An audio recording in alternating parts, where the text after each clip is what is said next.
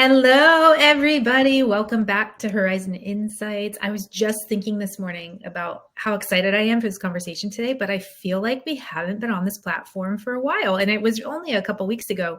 But I was sharing with our panelists before we went live that I think this might be one of my favorite topics for the entire year. So we have 2 sessions to wrap up the year. And I've been looking forward to this for weeks because I think this topic of women in executive leadership and how do we sustain leadership and keep lives going in the right direction, right? Because it's the moment you step into a leadership role, there's a lot of pressure, there's a lot of challenges, and we don't always talk about those. So we're going to talk about those today.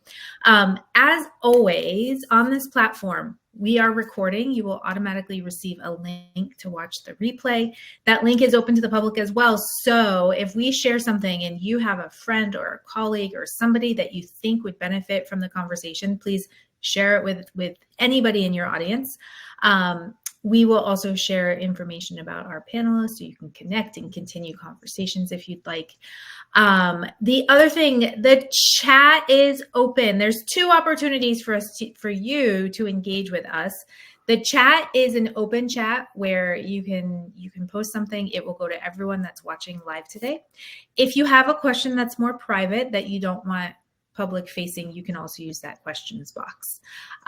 You also, actually, the questions I think are public. So I take that back. It's not a private question.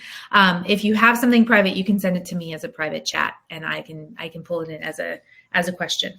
We do love questions. We love getting to know our audience. I will kick off with an audience introduction. Let us know where you're joining from, what you do professionally, and of course, if you have any questions. It looks like one of our panelists is having some technology challenges, so we will work on getting her reconnected. In the meantime, I'm gonna ask Lori to share a quick introduction with us. All right. Hi, I'm Lori Ligursky. I am from St. Louis, Missouri. I'm a mother of 3, and I spent my career 30 years with a global tech company, MasterCard. And have recently, 3.5 years ago, broke off and now have my own management consulting company, LGW Executive Consultants, and we focus on large corporate cultural transformations. And then I have a very small service with individual clients, mostly 45 and close to retirement, who are displaced and trying to find their way back and reimagine their careers. So that is me. Amazing. Thank you for being here today. And you shared that you're a mother of 3. I also am a mother of 3. And so I'm excited to dig into some of that balance as well, because obviously you've had an amazing career. You're still doing incredible things, but I think that's one piece of this leadership puzzle as well. Lisa, over to you. Thank you so much for being here today. I'd love if you could share an introduction with us. Sure. Hi, I'm Lisa Anderson. I am located right outside of Washington, D.C. I work in Virginia, but I live in Maryland. So for anyone who's familiar with that DMV area, I am a chief HR officer for a technology company. I have over 15 years of government contracting HR experience. And I tell everyone I live a double life because I am a CHRO, but I also have my own coaching business called Positively in Pursuit. And I coach women leaders on finding their voice in these male-dominated environments, leadership courage, and executive presence. Powerful stuff. I feel like so many of us these days have the dual purpose, right? We serve in many different places. But appreciate you both being here. I'm waiting for Jen to get reconnected. Once she does, we'll pull her right into the conversation. But to dive in, so we're gonna talk about the power of women in executive leadership and some strategies for success. And one of the things that I want to talk through and highlight here is some of the not so glamorous sides of women in leadership. Right. We sometimes gloss over the challenges, or we don't get super open and authentic about how hard it can be. And we're not gonna spend all of our time talking about how hard it is, but I do think it's helpful to be open and authentic about some of those challenges. Before we dive into that, Lori, I'll start with you on this one. Are there any defining moments that stand out to you in your professional journey that shaped who you are as a leader today? Yes, I do actually have one that I use, and you'll see it online if you go to LinkedIn. And if you see me looking sideways, I have the chat up so my eyes can see it. So I'm not doing other things. It's just so I can see the chat and not squint. So I was a director, so middle level management. I was known at the time for being a power workhorse, worked a ton of hours, got results. However, with a capital H, that was probably where I would have stayed had I not had this defining moment. And I was in an executive leadership program, and I got feedback that when they asked all the CIOs, CEOs, members of the executive office about me, they also used terms like workhorse, results, and didn't know anything about me, didn't know what my strengths were, didn't know what my passions were. I had failed to make any connections with the leadership team. And probably, to be truthful, if I was walking down a hallway and an executive was walking the other way, I would have probably ducked into a cubicle aisle to avoid contact because I thought they were big, scary people and just wasn't comfortable in that arena. And so I got feedback that I needed to start making connections. And I went to my boss and I asked him, and he gave me a book which was really life-changing for me personally and professionally. I hate to be cliche, but it's called Never Eat Alone. And it really talks about the power of every connection. Meetings at the grocery store, walking in that hallway, having lunch at a networking event, and connecting beyond the, hey, Lisa, I need a promotion. How can you help me? Right? Not that kind of connection. But, hey, Lisa, tell me a little bit about your career. Hey, Lisa, can you tell me about challenges you faced? Lisa, what do you do outside of work? And really making that authentic connection. And I will say, it was hard at first, but once I started practicing that and incorporating it into my personal and professional life, things changed for me. And I asked once, I was given a job at an executive level where the incumbent leaders were much more skilled. They knew the products and services, and I was an outsider. I did not have the knowledge. And I asked why I was given the job. And they said because it was a transformational role and I had the trust of the leadership team, and therefore I could influence change and they could teach me the knowledge. So for me, that was the moment that just really shifted my career. Yeah. So I just got goosebumps as you shared that. Because always that looking back and then seeing, hey, I got an opportunity because I listened to the feedback and I put the work in. But how often, and I'm sure there's people in the audience that can relate to this as well, it's easy to be the worker. From my perspective, it's easy to show up and do the work and be the workhorse and just kind of fly by. When you shared your story about ducking into a cubicle if an executive was walking by in the hallway. At one point in my career, I worked at IBM corporate headquarters, and it was there were executives everywhere, right? It was their global headquarters. And I would walk in like this, like I didn't want to engage in conversation, but when your work will hold you through an organization, right? But those relationships are what are going to help you scale and be more visible. And that becomes really important. Lisa, do you have any defining moments from your career that you can share with us? Oh, absolutely. Similar to Lori, I was moving from the director level to the vice president level. And I had just received this new promotion, which would have put me in a new leadership team, new boss with a new president. And I started showing up once I got the promotion and was, in there. I started showing up in meetings, sitting quiet, and I started to feel invisible. So even though I was having the meeting in my head, and so when people were making points in the room, I'm like, oh yeah, great point, John. But what about A, B, and C? And all of that was going on in my head and nothing was coming out of my mouth. So I started doing this, and this was new behavior for me. I had never showed up in meetings like that, and meeting after meeting, your colleagues in the room, they're trying to get to know you. And they're like, wow, she's showing up. Okay, she has nothing to add, no value to add. So then they started ignoring me, which made me feel even more invisible. So I went through that phase of being newly promoted, and really trying to build credibility, and got quiet, really lost my voice in meetings. And it took a lot for me to shift out of that and then show up powerfully. So yeah, Mhm. that was a defining moment and very scary because I never went through that. I never, you grow your career and you're promoted, based on, how you show up, and then all of a sudden I lost my voice, and I'm sure I confused all the people in the room, because they probably were like, "Well, this is not the person we thought we were getting." Right. And then you start to ruminate over that. And then it becomes, Exactly.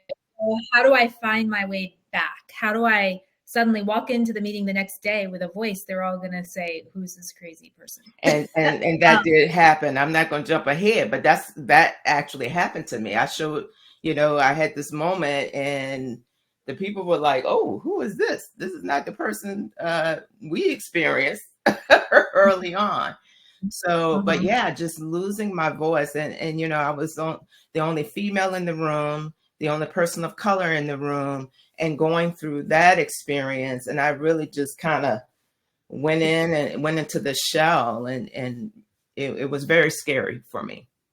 Yeah. So if you're open to it, I want to. So my next question dives into some of the challenges, and we probably could sit here for an entire hour, even longer, to talk about challenges that we all have faced in these leadership journeys. And so I don't want to take up the entire conversation, but Lisa, you mentioned being the only person of color, the only woman in the room, and that I think is a challenge we're seeing less of, but it's still prevalent across a lot of organizations.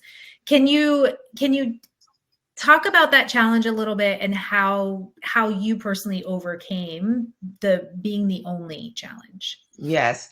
And in my career, when you're in these male dominated industries, with technology, and so there's a lot of opportunities for you to be the only woman in the room, or the only person of color in the room.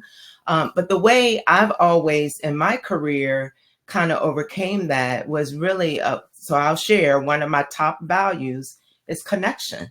And so that's the way I go into an organization. The first thing I'm doing is building relationships because of the connection piece. And so with the relationships, then building the credibility. And then once you get that credibility and you know the people in the room and you have genuine relationships, then it doesn't feel that scary to be able to connect or share, or because the people in the room know who you are, right? On a genuine level, on a one-on-one level. And when I started showing up in that meeting when I got promoted invisible, I had not done that. I was brand new. So I had not built those relationships. I hadn't gotten to know my colleagues in the room. And that all came kind of tumbling down on me at one time. Because I'm like, oh my gosh, I'm in the room with strangers. And I don't know these folks, right? They don't know me and I don't know them. So that's the way I've been able to overcome being the only one, because outside of the room, I'm doing the relationship building. Mhm. So then when I get in the room, then I have more credibility under me. And even if I can connect with the one person, I'll probably sit next to the person. Let me sit next to you just to feel safe, and so that's how I've done it. Now that might not be the right way for everybody, but that's how I've grown, my career. Um, yeah, I appreciate that, because I think when you're in that space where you're the only, and so you mentioned the losing your voice, right? The Mhm. feeling less than, or not having the being in the place to share your thoughts. You're having the thoughts. It's not that you don't know what you're Absolutely. talking about. It's just Right. you almost feel like you've been quieted.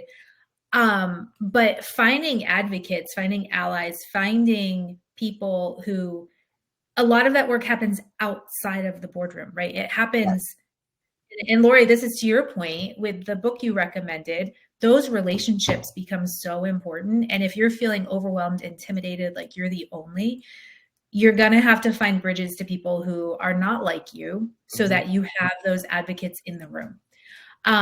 Lori, same question over to you with challenges, either related to the same challenge of being the only or other challenges that you have faced along your journey and how you've overcome them. Yeah, so I'll tack on to a bit of what Lisa said. Obviously, my experience was different, but I was the only woman in a peer group of men. I had some great women bosses, but primarily male bosses. And for me, I raised in the ranks fairly quickly.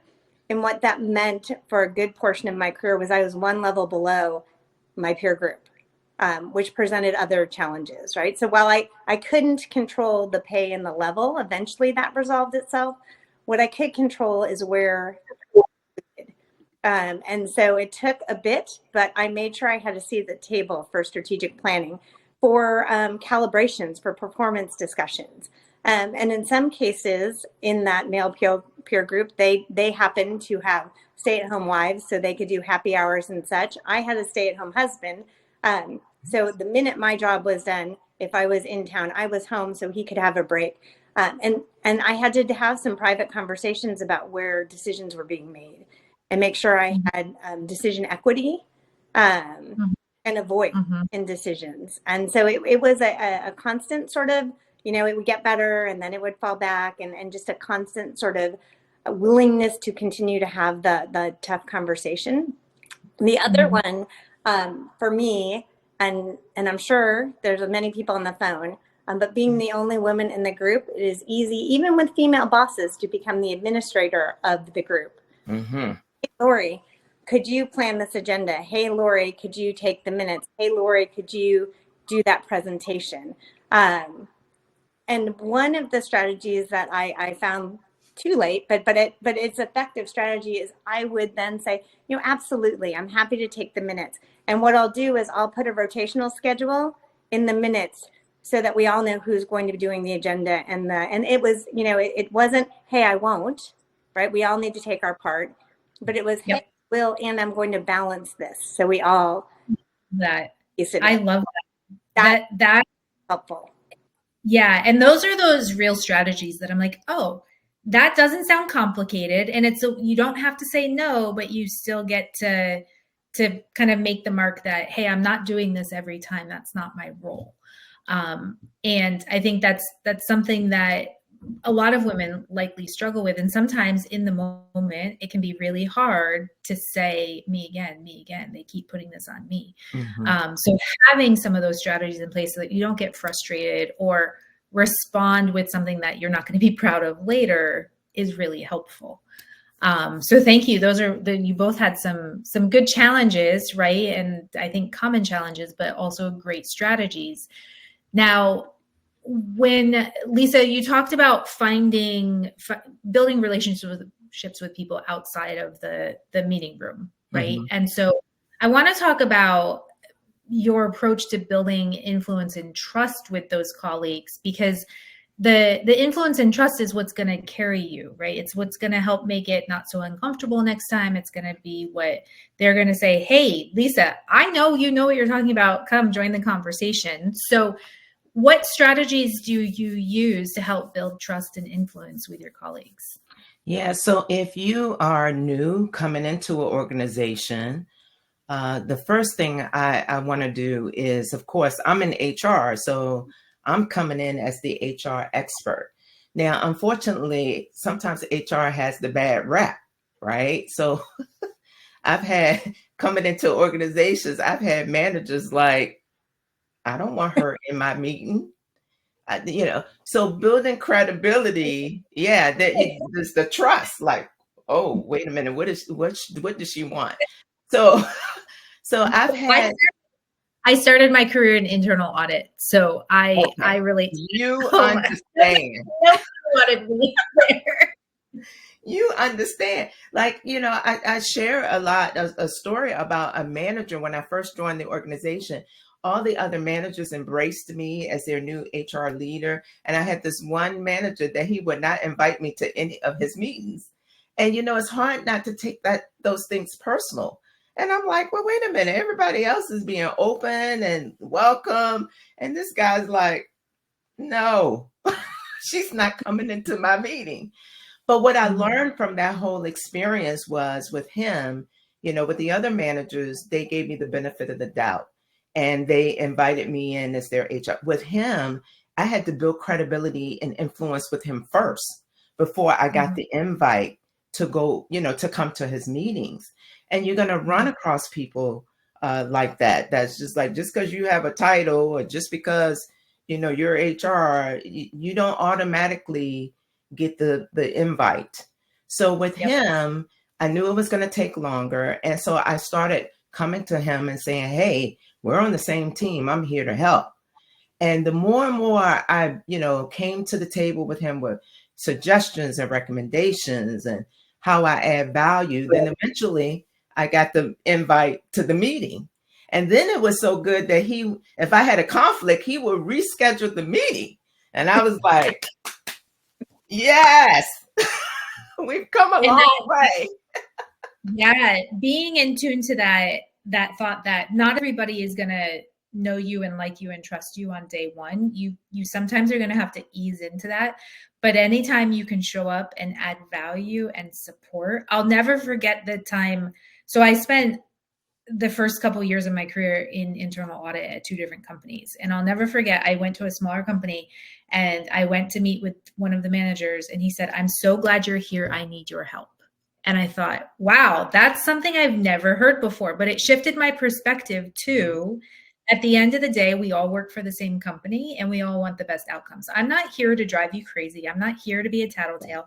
I'm here to make sure that things are efficient, that they're effective, and that we're not losing money somewhere, right? And so if we align our goals, I also want to know where your problems are, because if I need to go shift some, like help shift responsibility or change a process, I can help do that. And so you build that trust and people will welcome you to the conversation, but that doesn't happen day one.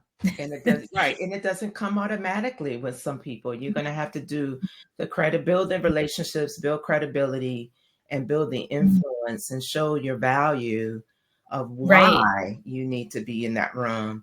And then that happens. Yeah. So Lori, I want to shift back to your pivotal moment and how, because this is something that you had to work on, right? How did you go about, or how do you still go about building trust and influence with colleagues or others that you need to interact with? Yeah. So I will say, early days, the barrier for me was getting comfortable with that first connection, right? I think we all operate best when we're authentic. Some people are very good at putting on a brave face. I wasn't good at that either, right? Like if I was not comfortable, it showed, right? I was very nervous and so I had to get through that. What does it look like to invite somebody to lunch that I may not have had an interaction with before? So that was my challenge there, and just practice, right? Like it got less comfortable, or more and more comfortable the more often that I did it. In terms of trust, in my current role, I come in as the outsider, right? I'm a management consultant coming into a company who is trying to do either a brand new business model shift, some sort of cultural transformation, maybe some efficiency work. So I come in as an outsider with some sort of contract for change. And people know that, right? And that's scary. And then pieces there, it is not untypical for me to come in and this be the second, third, or fourth time that they've hired somebody for a similar transformation that either failed or had very short-lived results. And so I try and listen very carefully and actually acknowledge that very clearly. Here's what I'm here to do, right? Here's why I'm here to do it. Here's why it's important to the company. And then also, because I'm an outsider, I get a little bit more privilege, right? For some reason, right or wrong, we all know it. I've been, when I was on the inside, just because you're from the outside, sometimes you can get things done faster. People think you're smarter because you're not in the company, right? And not the case. And so I will tell people, look, I have the privilege. I have sort of the get out of I'm not a resource, employee resource card. So tell me what your problems are. Mm-hmm. And if we can connect them to my outcomes, I'm happy to advocate for you. Like if we can get the right data and right support, and that builds trust because I acknowledge why I'm there very clearly. I listen to what their pain points are, and then I engage them in the solution. And then I think it's about consistency. Like you can't just do that once and listen and then not go back, but it's meeting. I've had people say, "Oh, it's cute that you're here. I think you've got a really, cute little statement of work, and I'm going to play because I have to. But in 3 months you're going to be gone." And I'll say I super appreciate that, and I know that there's experiences that have led you that. I hope in 3 months we're still meeting, and we can talk about the work we've accomplished together, and then just. Mm-hmm.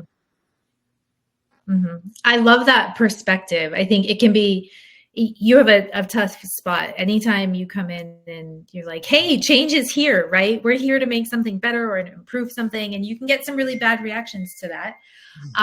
But I love your approach and keeping that conversation, but also tying your result to their challenges is going to help them.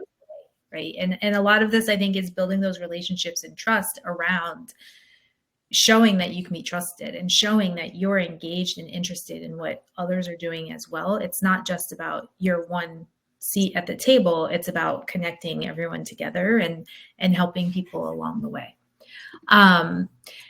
So before we move on, any other challenges that you've seen? Oh, Jen's here. Jen, can you hear us? I hear you finally. I'm so sorry. That's okay. I'm glad that we got you connected. I'm going to pull you right into the conversation. So we'll get you kind of introduced as we start talking, but we've been talking about some of the challenges of being in leadership. Lisa talked kind of the challenge of being the only person of color, the only woman in the leadership room.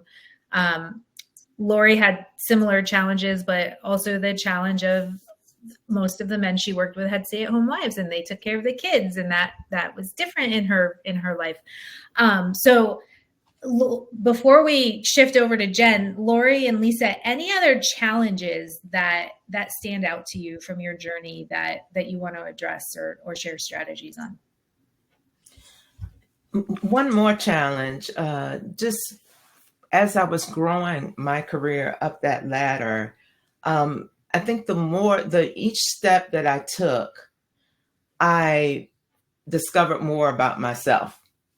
So, being in, especially when you're early on in your career, you're so focused on, making sure you get the job done and, all the technical pieces of your role. But as you grow your career and get to the next executive level, it's really no longer about the technical. Yes, you have the subject matter expert, the technical pieces, but it really shifts into that relationship building, that, having the strategic hat on, not just taking care of your department. Now we're looking at the broader organization. And so that shift is just so critical as you're growing your career. So my point being, it's going to get uncomfortable. Right. And just be prepared. It's part of the process. I had to learn that the hard way. Get comfortable with being uncomfortable. Right. Yeah. And that I think is so important. I was thinking about this the other day. Somebody I know recently was promoted into their first people manager role. And I said, "Are you ready?" And they're like, "Oh, I'm so excited. This is great." I'm like, "You do know you have to manage people now." Like that's a big change to go from being a contributor to a people manager. And suddenly it's not just your work result. It's also all those people. And it's a shift, right? And at every level it shifts. And I think I love the get comfortable being uncomfortable. Yeah. I think we use that statement a lot. Are there things that you do? I think about me, I really lean into having mentors. So if I'm going to be shifting responsibility or taking on a new role, I find a mentor in that space any other things that help you to really be okay getting uncomfortable?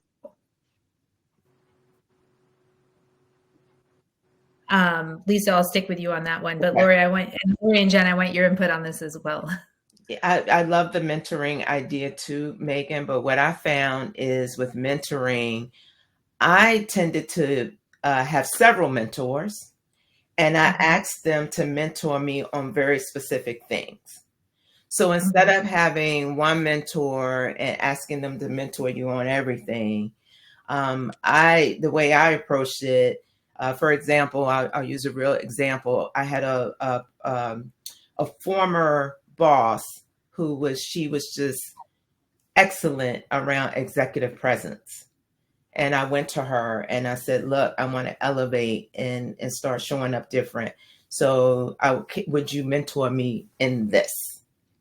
And then I had another mentor to mentor me in a different thing. So it is okay to have mentors that you ask them to work with you on one thing or two things, right? So I just want to, and so that's the way I did the mentorship, and we might get into sponsorship a little later, but I get that question a lot. How do I get a sponsor? And I can share my experience on that. Yeah. I think we'll definitely circle back to the sponsorship piece as well. Jen, I'm going to ask you to share a quick introduction with us. And then I would love to hear, I'm going to put you on the spot and ask if there's any, I guess, what's one of the largest challenges that you have faced through being executive and in leadership, and strategies for how you overcame the challenge. Sure. So just from a brief introduction, so my name is Jennifer Page. I was the Senior VP of Operations for Paylocity, helped grow them from 2 employees to about 5,000 employees. Later transitioned, was COO for a global organization doing business in 170 countries. And now I do a lot of nonprofit and give back work, which can be more difficult than some of my corporate roles, for sure. So, I mean, as I thought about this question, I'd say for me, one of the biggest challenges that I faced in corporate America is really trying to be a female in a male-dominated world and trying to balance that, right? Because you have to be assertive, you have to get the job done, you have to push, right? But you also want to be liked, and being liked is even more important as a woman. And so trying to balance that and navigate that, to me, was probably the biggest challenge. The way that I kind of eventually kind of leaned into that and got comfortable in that uncomfortable space. Lisa, I use that all the time, being comfortable, being uncomfortable, right? It's really trying to be authentic and trusting myself and just being me, and to stop trying to be perfect and prove something to everybody else. It's easier said than done, but that's where I was most successful. It was doing those kinds of things. Yeah, it's one of my questions on here is and Linda, I know Linda comes from a male-dominated space as well. She's in the chat here. But when we're in that space, whether it's male-dominated or there's just a lot of male counterparts, do you have any advice for women who feel like they have to prove themselves more than the men who they're equal to? And I'll let any of you jump in there. Yeah, I'd say not to take the bait. That's my best advice, because you get baited all the time. And I can't talk for anybody else, but I used to feel like whoever talks the loudest or whoever talks the most is going to win. Don't fall for that. That's my best advice. Just speak when you have something important to say. It'll speak louder than words, and let your accomplishments do the talking for you, like results and data. And it's the best storyteller. Lisa, Lori, go ahead. Yeah, I have a thought as well. So when I experienced that, because I myself would sign up for every extra project, right? Like let's do all the other things. Let's sign up for any, I had a boss who used to say, sit on your hands sometime, right? But when I grew beyond that, one of the things I found really powerful was to lean into my strengths. And again, I was typically a level lower than my male peers based on the speed at which I moved up. And so what that would look like, and generally, like I don't want to create any stereotypes, but generally studies show women are better, more effective people leaders. Generally, women show more empathy in the workforce. Generally, women celebrate success more and recognize their people more. So what this looked like for me is I would lean into areas where I saw my peers struggling and say, hey, I noticed or I heard you or I saw that you were wanting to focus on recognizing, or you got feedback, right, in your engagement survey that you don't recognize your employees. I've deployed some great strategies. I could help you there, right? And by leaning into that, the sort of bully network that can exist went away because all of a sudden I became an ally in a reverse way, right? Mm-hmm.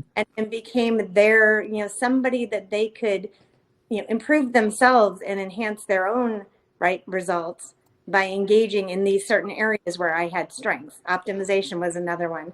And that to me, then I felt less like I had to prove myself because I was now coaching upward.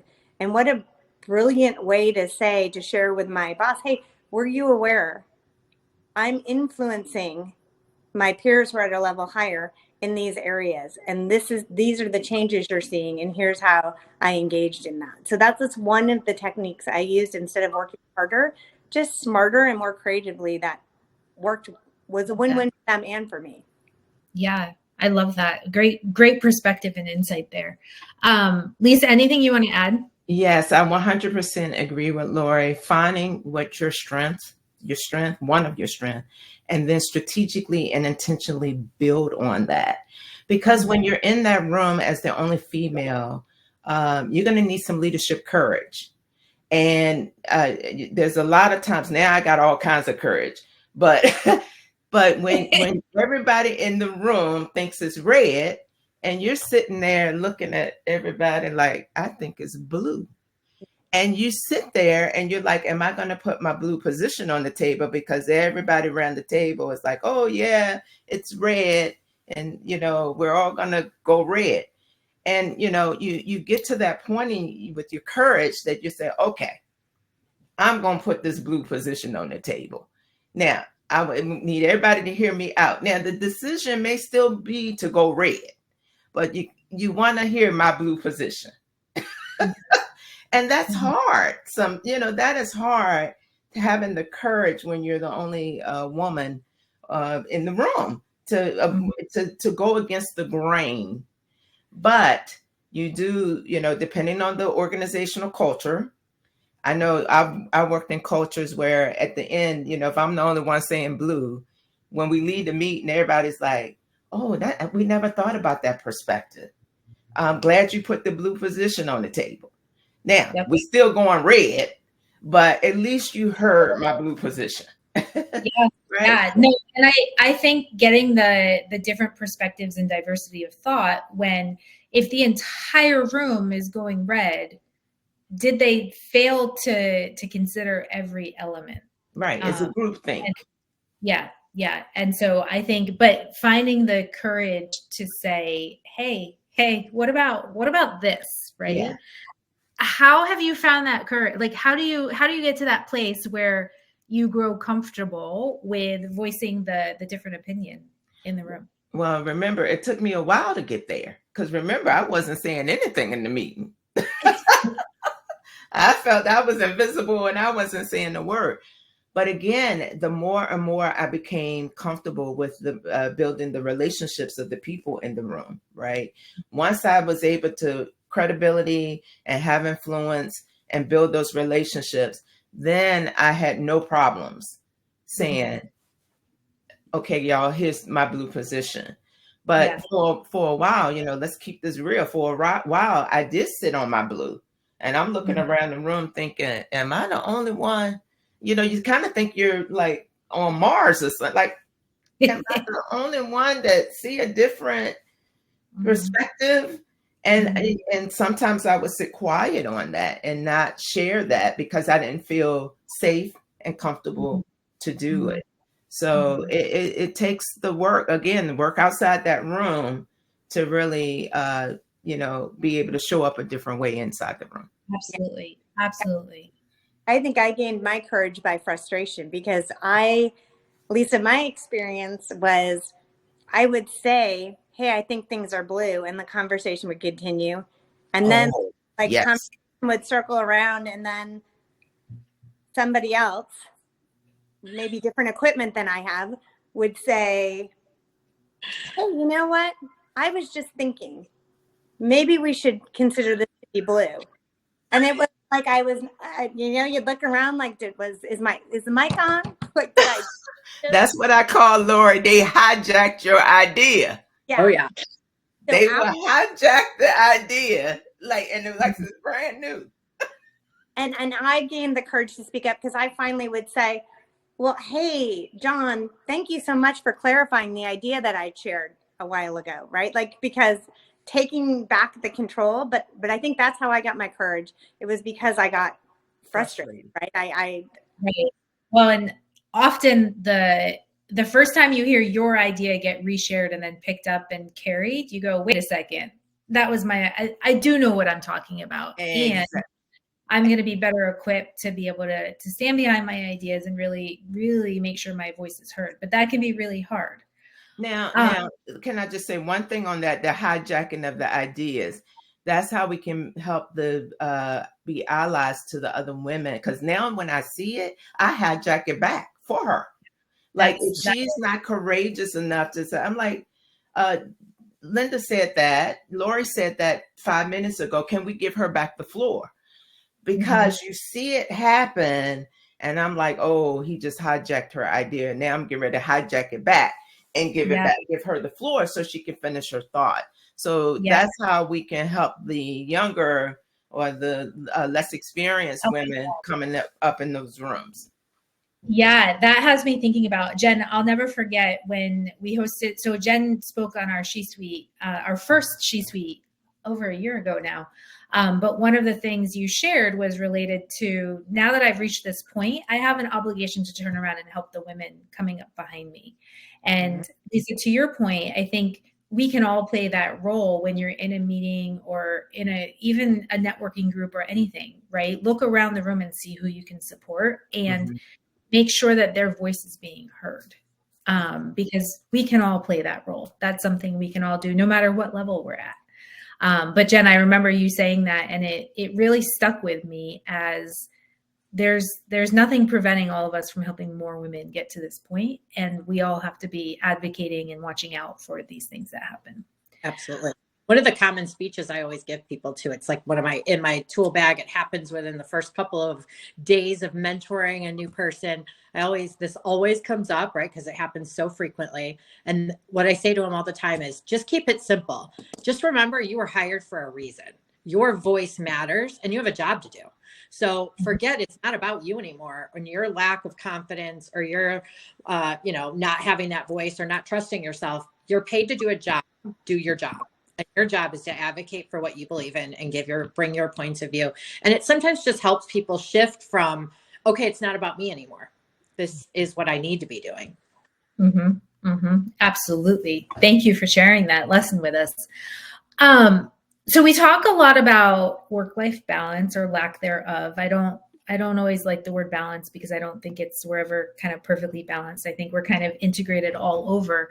But I want to move beyond just balance and look at some of the daily practices that you all have put in place, either like habits, daily practices, things that you rely on to help maintain resilience and focus at the executive level. Because the more responsibility we take on, the more likely we are to get out of balance, right? And to say, well, if you're managing people and you have big projects and there's big budgets and there's just meetings from start to finish, but then you maybe have a family or you want to spend time in the gym or you want to eat healthy, right? There's all these different priorities.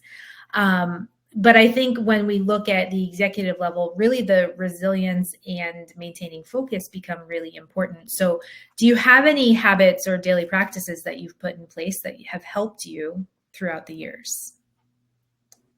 If anyone wants to go first, go ahead. If not, I can I can call on somebody. I'll go. So I would say my habits are more in the workplace, not necessarily related to work-life balance, but more allowing myself the time. I remember I thought I got busted, right? The CEO walked in one day and I was sitting at my desk reading a business book. And he walked in and I thought, oh my gosh, he's going to think that I'm just sitting here reading like something ridiculous. And I got very defensive and quick to like, make sure he understood what I was reading and why. And the best lesson he ever taught me is he said, you should be blocking off several hours every week to read books like that and to be doing that and to put that time in. And so having that supportive environment to know that, your career progression is important was one thing for me. So really allowing myself really focused time for strategic thinking, for building business acumen, for team connection, any of those kinds of things is number one. And then my personal thing is my absolute favorite thing. I still do it to this day. I don't believe that somebody can dance and be mad or frustrated or hurt or any of those things at the same time. So every single morning I wake up while I'm getting ready, I'm doing my hair and makeup, I dance because I know I am starting my day off happy. So that's me. I love that. I love a good dance party, whether it's me and my kids, whoever's in my house. It's amazing how music and movement can shift mindset. And so, Jen, I'm like you. When I'm getting ready, I have music on. I often, like when I'm in the flow working, I have headphones on, music. But I also, if I'm in a bad mood or my kids come home in a bad mood, the first thing we do is we play music and we dance around the kitchen. And it's amazing how it shifts the entire perspective. I love that. Lisa, any habits or daily things that you have put into place? Yeah. So, and again, learning more and more about yourself as you get older. And this has never changed for me. I am not a morning person. So if I have, that's interesting. There's so much pressure in morning routine. Like you read, there's so many things about morning routine and getting up really early and starting. So to hear you say you're not a morning person is really interesting to me. Because I feel like, and I've tried different things to try to make myself a morning person.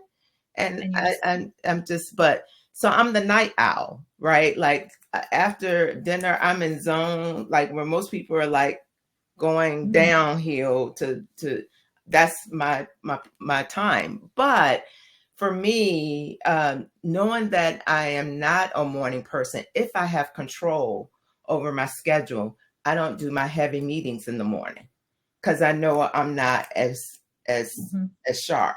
Now, as executives, we don't always have control over that. The board meeting is going to be 9 a.m. And whether you're a morning person or not, do what you got to do to be on point for that day for the board meeting, right? So so for me, it is where I have control of my schedule. I try to put the heavy things that I know that I'm going to need to be at my top. If I'm controlling the meeting or the time, I'm going to try to schedule that when I'm at my top. And it's interesting because even my team over the years, if I'm coming out of traffic, I'm in the DMV area and the traffic is just, and if I'm get in that office and I just sat in traffic for an hour and a half, I'm beside myself when I get to the office. And so even my team over the years, they're like, let you have your tea. I'm like, let me get in my office and sit down and just meditate for a minute. Let me have my cup of tea. And then you guys can come in and bombard me with all the whatever's going on. But they even picked up on it. I love the knowing yourself and playing into those. When am I at my best energy level to do the hard work or to do the conversations? And I think there's so much pressure around the morning routine and being up and exercising and getting a good breakfast and all the things. But knowing you're not a morning person and saying that out loud allows you to then build strategies that support you and how you're going to operate at peak performance. And so not getting hung up in well, so-and-so's the expert and says I should be up at 5:30 a.m. and on the treadmill and doing all the things. if it's never going to work for you, right? And so I think Right. really, yeah, I appreciate that perspective. Lori, any habits or daily routines that you've put into place that have been really helpful? Yeah, I mean, none as exciting as the dancing. So like, I'll just be clear there. That's a great one. I might flatter your your habit, but no, I kind of go through. We'll talk about this maybe later if we get to work-life balance, integration, whatever everyone applies. But I really integrate. So I will think about my day sort of holistically, and so that may mean even when I was in the corporate world, that may mean leaving for 3 hours in the middle of the day for a board meeting, or for a child's right. That my kids are all adults now, but you know, a theater rehearsal or whatever the big thing is. But I always look through my calendar, and I try and use this habit myself, but I will not schedule a meeting without a purpose, an intended outcome, and the key decision makers, so that people can understand. And if I get meeting invites, because we all write calendar, if I without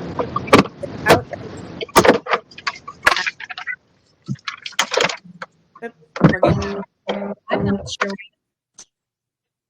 but if I get in an environment or meetings without that information, I will reach out and say, can you tell me more about this meeting? Am I needed for a decision? And where can I find the notes? Because I also find that's a habit that's not always often practiced. And then I'll take those meetings off my calendar. I won't attend to free up days. My sort of equivalent to the dancing maybe is I work most creatively when I'm in a good aesthetic. So because I work from home, I'm actually at home now because I was worried about sound quality, but I work mostly out of coffee shops, flower shops, outdoor areas, wherever there's just, for me, it's a pretty aesthetic, right? Whatever, but wherever there's aesthetic, and I'm around other people maybe doing the same thing. And I just find that it's much more creative. And I'm more focused, even though there's a little bit more background noise. I'm much more focused in my thinking, and then I perform best in those environments. And then go ahead. I block parts of my week where I can go have 3 or 4 hours in a coffee shop where I'm not on calls. I don't have to be present and engaging, but I know I have things that I just need to power through. I do my best work when I'm not sitting at this desk. I do great work when I'm sitting here, and good because I work from home. I used to use a co-working space, which was fantastic. Unfortunately, during COVID, it closed. So, but Lori, similarly, like getting into a different space can be really helpful. So we only have a few minutes left. This conversation went by so quickly. I'm just scrolling through the chat. There is a question here, and I'm going to open this up to anyone on the panel or watching us live. Any books to help with all of these tips and leading as a woman? So if anyone has a book recommendation, pop it in the chat. Lisa has one. Lisa, share your recommendation, and then I'm going to move into my final question. Megan, it's a shameless plug for my book, Invisible Professional to Influential Leader. I'll put it in the chat. Yeah, it's behind me. That sounds exactly like what we're looking for. Pop that in the chat. But if anyone has other book recommendations, pop those in the chat. I always love seeing good book recommendations. Great question there. So as we start to wrap up, I always love to wrap up with one final question to kind of close us out. And so I'm going to go, and panelists, for the questions that we had ahead of time, this is the very last one on the list. And it's, what is one actionable piece of advice attendees can implement immediately to step into their power and elevate their leadership? So Lori, I'm going to have you go first on that one. Yeah. No, perfect. So I think there's two things I recommend. One is a strength. If you haven't done a strengths assessment, right? If you have not, and I'll pop in the chat, Gallup has a strengths assessment that will tell you your top 5 or all 100, whatever you want to. There's different fees, but if you get your top 5, you will have rich information for interviews to help you understand how to articulate your value. to help build confidence, where you're like, hey, I am naturally great at this, right? To help have conversations with leaders. So I think that's one, know your strengths. Use that tool or another tool, just be really clear on your strengths. And then the second is do a vision exercise. I actually have a very visual vision board. But it helps when we talk about balance. It helps when we talk about boundaries. It helps when we talk about, am I ready for the next level? Should I take that? Mine has a career section, like where I want to see myself and what that looks like to me. Mine has friends and family. It has an interest, like what are my hobbies? What are the things that I want to hold dear? Independent. It's got a faith section. But then I can make decisions based on that board. And I kind of, and you can Google vision boards and find 100 different. I used Valerie Burton. She's a positive psychologist, but it's just a great exercise to go back to when you're questioning yourself. Do I have confidence? Can I do this? Am I ready? What does this fit within my lifestyle? It's just a great exercise. It can be a single piece of paper or a really elaborate thing, but those are the two. Yeah, I love both of those. We actually are going to do some vision board stuff through the IAW community starting in January to help kick off the new year. A vision board is always so helpful in helping just put that vision of where you want to go. Lisa, over to you with the final question, a piece of advice, actionable advice that attendees can implement to step into their power and elevate their leadership. Yeah, so the one piece of advice that helped me along the way, if you can get clarity on your top 5 values and whatever the most strongest value is for you, then if you can determine whether you are honoring that value in your day-to-day work and in your personal life, or whether you're violating that value. So that was pivotal for me, because even if you are working in different cultures, workplace cultures, is that culture and your values in alignment? I work with a lot of women where there's a disconnect between their top values and the position that they're working in, or the culture, the workplace culture that they're in. So that would be, it took me a while to get there, but now I'm crystal clear on, on what environments I thrive in, right? Yep. I'm crystal clear. And I wish I'd have discovered that a little sooner in my career. Great piece of advice. Thank you, Lisa. And Jen, finally, over to you, an actionable piece of advice that we can implement immediately to step into our power and elevate our leadership. So I do a ton of work on masculine, feminine energy and understanding and valuing both of those things and flowing naturally between both of those. And I'd say to all the women, lean into your feminine side. Don't get lost and think that those skill sets aren't skill sets, because they are. They can get lost sometimes, but lean into being feminine. We all have great strengths. Those are great things to do. So for me, what that looks like is trusting myself to lead the way that I want to lead, connect with people the way I want to connect with people, right? And making sure that I'm using my gut and my intuition, because they're strong. I actually had a tell me one time to stop using those, that wasn't allowed, and that I make decisions that way too much. And every time I went away from that, it was the wrong decision. So they're strong. Using them, just explain it, right? So for me, like, that connection comes from, if I make a mistake, I'm going to tell everybody, hey, this isn't correct. We didn't do this correctly.